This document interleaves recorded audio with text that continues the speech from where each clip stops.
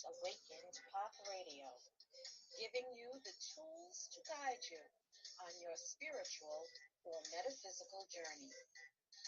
I'm your host, Dr. Candace Nadine Green.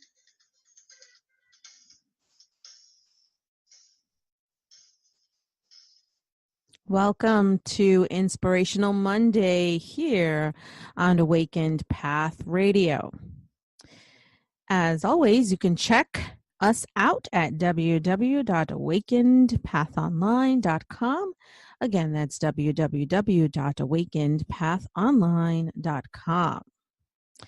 Today we have with us musician and visionary Adam Rose. He is also the creator of Dissolving the Dream. Welcome back to Awakened Path Radio, Adam. It's great to have you. Great to be here. Thank you. Nice to talk to you. Thank you. And we talked a great deal in our last interviews, so people can just go back and revisit them if they haven't listened to them already. But I'd like to ask you, how do you see what you're doing as saving the world, the planet, the universe, us? How do you see what you're doing as saving us, preventing us from destruction? Well, it's really looking at the most fundamental needs that we have. And if we address those fundamental needs, then everything else works itself out quite well. And it's like if you were to injure your foot, for example, and let's say you are oblivious to the fact that your foot was injured. And so all of these other things started happening with your body, your knees and your hips, and everything else went out of whack because you're walking funny or something, all because of like a pinky toe or something. So if without looking at the foundational cause of what's going on, everything else will come out of alignment, which is what we have right now. So if you do address the most fundamental thing, which is the way we relate to one another and the way that we, just our general presence, that will take care of everything else. And I'm quite confident of that. And I just get more confident of that as I come into more of my own authenticity, and I see the discrepancy between that and where a lot of people are. And, you know, when people talk intellectually about the problems in the world, I can oftentimes see that they are actually embodying the wrong type of presence. It's very ridiculous to me that they're talking about the problems out there when they haven't really embodied that soul presence with themselves. You really have to start with that yourself. And to get a picture of that, I would say the rock star is a much better kind of representation of what this personality is than the monk or the so-called spiritual person that we've been typically thinking of as a spiritual person. But a really well-expressed individual is much more in alignment with the spirituality that we need to embrace here. Very good. Excuse me. Now, with your your mission, what you're doing, your work, do you have any help or do people offer to assist you with what you're trying to do?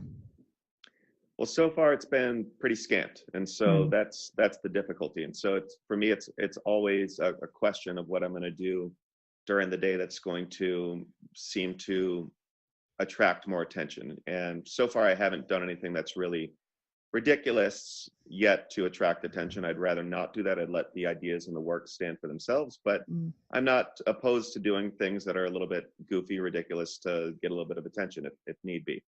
That being said, I'd rather do this in a systematic way where we get the brightest people to join rather than broadcast this to too much of a mass audience, because I'm a little bit nervous about what might happen should this go mainstream too quickly, because things tend to get polluted when they enter the mainstream. So I don't know if I would want to go that route. So we'll see where the next few months take me, and I'm always having to reevaluate what I'm doing and the track that I'm on.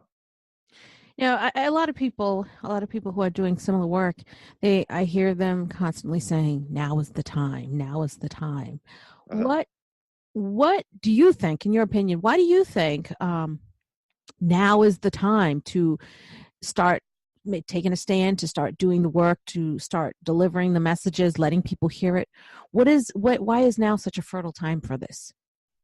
Well, it's a really good question. But first of all, I just want to say in my mind, it's past time. It's not now is the time. We're so used to hearing now is the time. And I'm quite sick of that, actually. No, it's like, it's past time. We got to start seeing ourselves as being pretty lazy in terms of how we're moving here. We're going way too slowly here. And I'd rather hear people start to say it's past time. We should have probably got something in motion by now.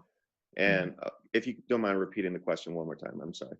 Well, well, since you said, now it's past time. Why do you think it's past time? What, in your opinion, now, why do you think it's past? We should have done this a long time ago. Yeah, at least several years ago, we should have gotten some momentum started in the right direction. And that's simply because the truth is available to us, and we have the technological means to make it happen now. And so, being that that's so, there's really no good reason to delay in light of the fact that 105 people are going to die in the next minute alone, and that's the death toll. 4,800 animals are going to be killed for food every single second. So there's when we talk about delaying here, usually we're so self-obsessed in our own little bubble that we forget all these things are going on there. But it's just like one of the things that people hate to see more than anything is an animal be abused. And sometimes when you see this on YouTube or something, there's an enormous outcry of people that just get enraged when they see this. Yet it's not like when you turn around, it stopped happening. And so we need to understand that this is always going on. And just because you're not aware of it in any moment doesn't mean it's stopped. So given the atrocity that's going on right now, and given the standard that we should have, which is that if one person in the world is screaming for help and mercy, and they're sincere in their asking for help, we have the duty, we have the responsibility to help them. So delays are absolutely unacceptable here, given the fact that we have the capability and given the fact that we have the understanding necessary that we can actually turn things around very quickly here. Yes, with all of our technological advances, we have no excuse. Right. We actually have no excuse for trying to for anything. Actually, it's very sad and it reflects our I don't like the word, but it reflects our laziness in trying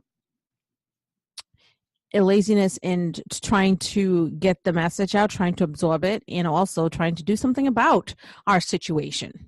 We're in an awful state right now. We need to really, as you said, it is past time. It should have happened a long time ago. Yeah, and it's nice to hear that you state that, and that we are in an awful place. And it's not that there's not good out there, but we need to have really high standards. We need to have our standards meet God's standards, which is that you shouldn't be suffering at all. You shouldn't be living lives of toil and suffering like you are. We need to really raise our standards for what life should be. And right now it's so substandard. It's pretty much unfathomable when you really think about it. But we do have to be really honest about our experience here. And it's just like if you had a family member that was in severe distress right now, how happy could you be if you really cared about them? And if we are truly one human family, as we like to pay lip service to, then we know that there's enormous suffering out there, which is absolutely intolerable. So we have to really be honest. And that's the first step, is getting really honest about our situation here. But a lot of so-called spiritual people still want to gloss over that. They want to say, oh, but there's so much good. And it's like, okay, yeah, I get that. But we got to really be honest about the state of the world as it is and not try to sugarcoat it too much. I'm going to switch gears for a minute and point to your music. So after our last show, I talked about sharing a piece of your music because you are a musician after all. Yep. And today you're going to share a piece of a song with us. I think it's Astral Temple. And whenever you're ready. Go ahead. Yeah, this was off of my Gates Wide Open CD, which just came out last year. So here's a few seconds of it. Okay, we'll talk about it after. Sure.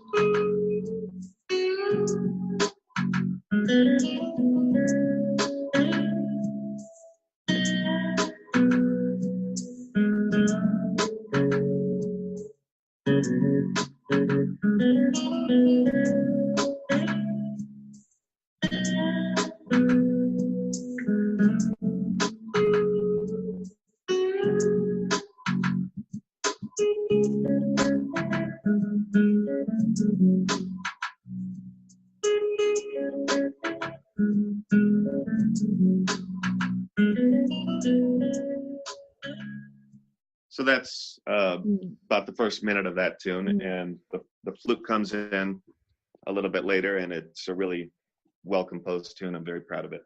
It's beautiful. Oh, Now, thank you. what is your inspiration? First of all, how did you come up with the title, and what is the significance of this? What's the inspiration behind this song, this piece? Yeah, well, that was one song. I'm pretty sure. I don't actually remember for sure, but I remember getting up and already having the idea for it in my head. Like I woke up with that little da da da da da da da da da da. I came up with that idea. It was already there when I woke up in the morning, so it came to me in my sleep somehow. And so I immediately sat down with the iPad and just sketched it out and pretty much composed the whole thing in a couple hours. And then it was just a matter of recording it.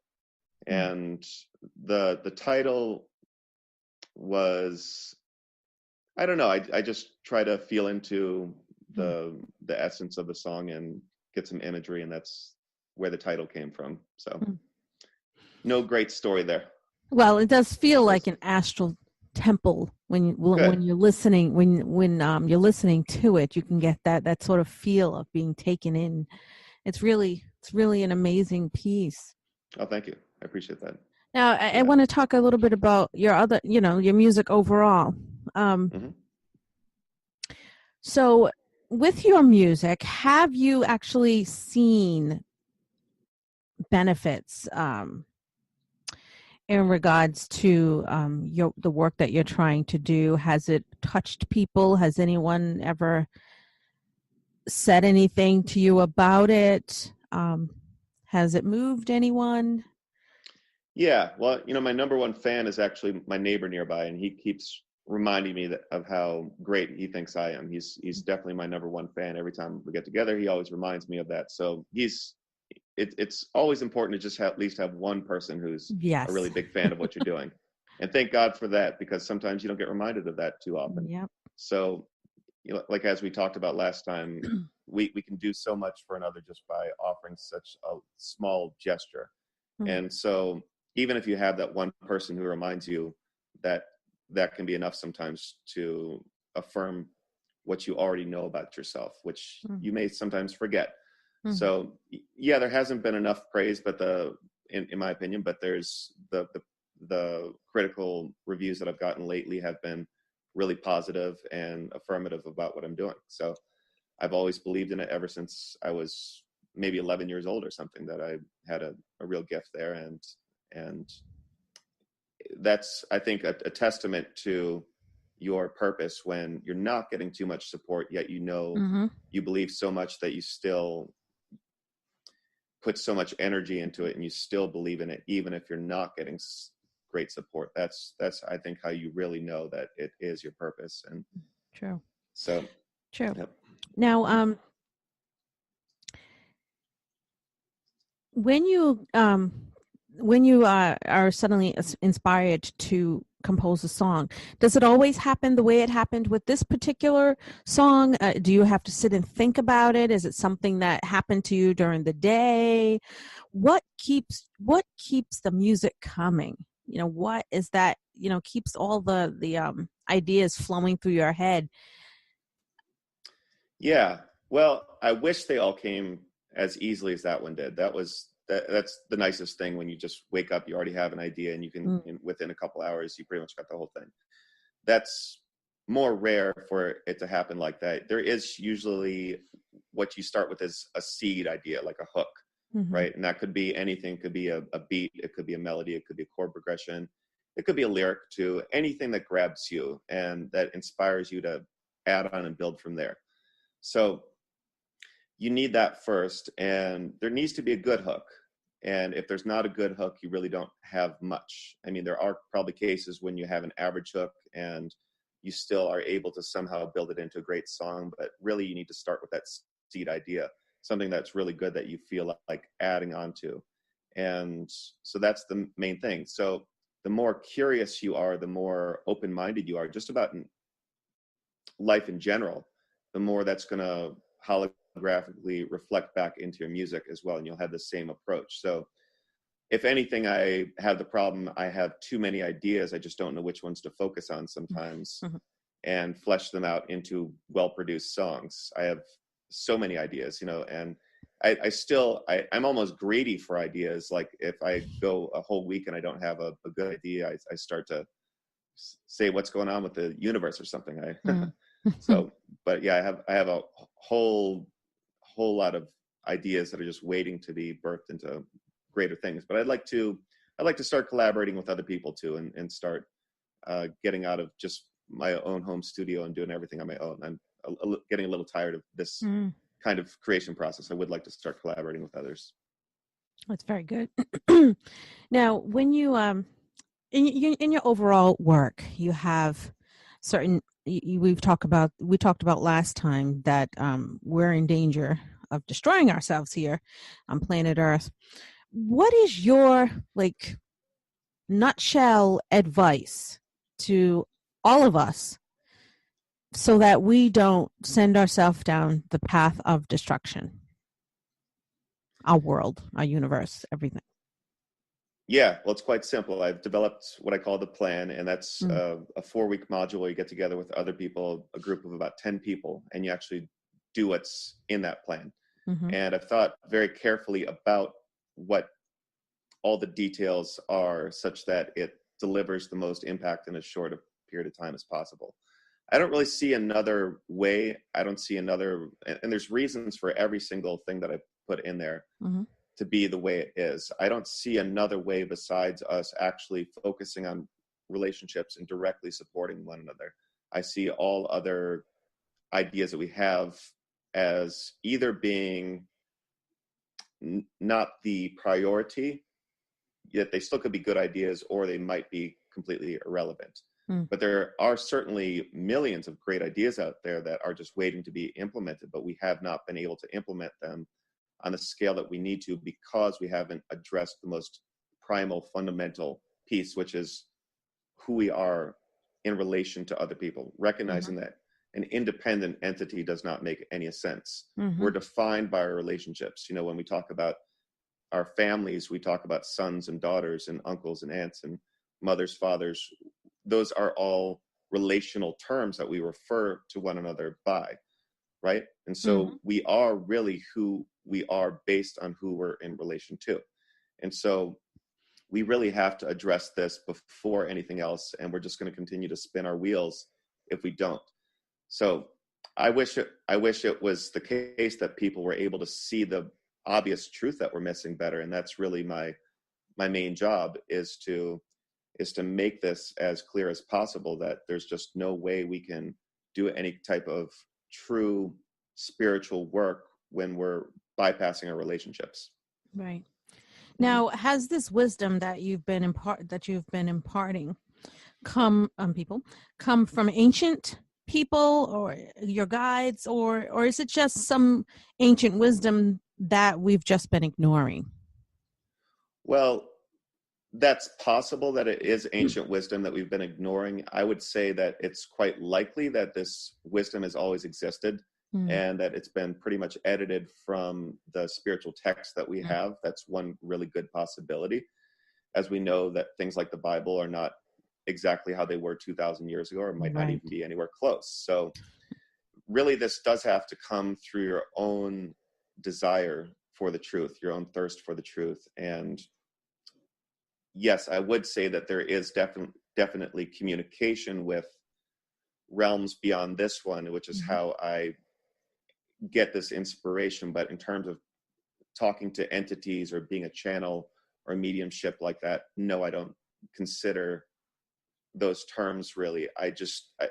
We all have this access. Just like I woke up that morning and I had that seed idea for that song in my head. Where does that come from? Well, I was in communication with something else. So we are receivers. We are like radios, and we can pick up not only music, but we can pick up messages as well.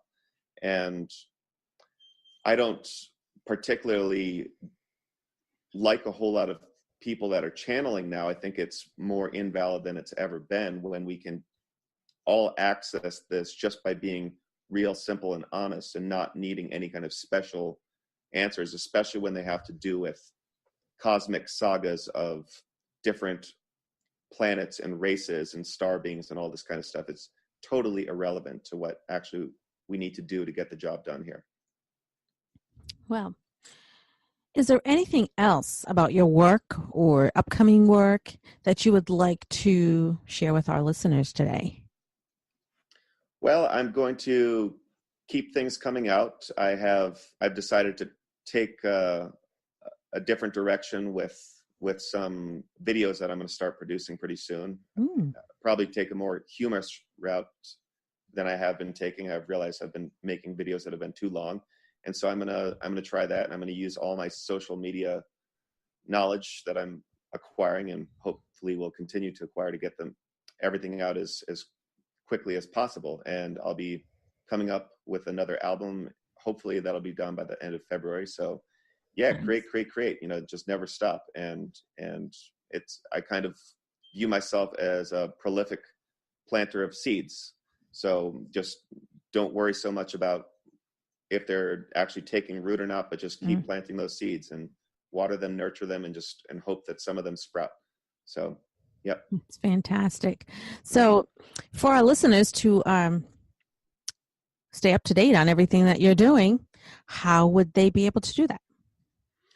Well, my music is at adamroseproductions.com, and my visionary work is at dissolvingthedream.com. And there's links that you can find within those websites as well to hear the music and to see the other stuff I'm doing as well. So just take some time with those websites and look around. I'll continually be adding more content to them as well. So yeah, just keep posted. Thank you, Adam. It was such a pleasure speaking with you again. And I'd love for you to keep up the good work that you're doing. Keep moving forward. I really appreciate that. Thank you. You as well. Thank you so much, Adam. Mm-hmm.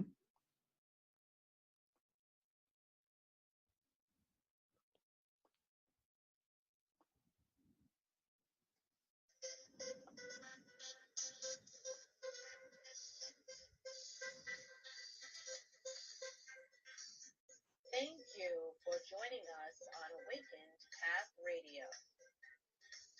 Please check us out at www.awakenedpathonline.com. I'm your host, Dr. Candace Nadine Green, and you are listening to Awakened Path Radio, giving you tools to guide you on your spiritual or metaphysical journey. Namaste and blessed be.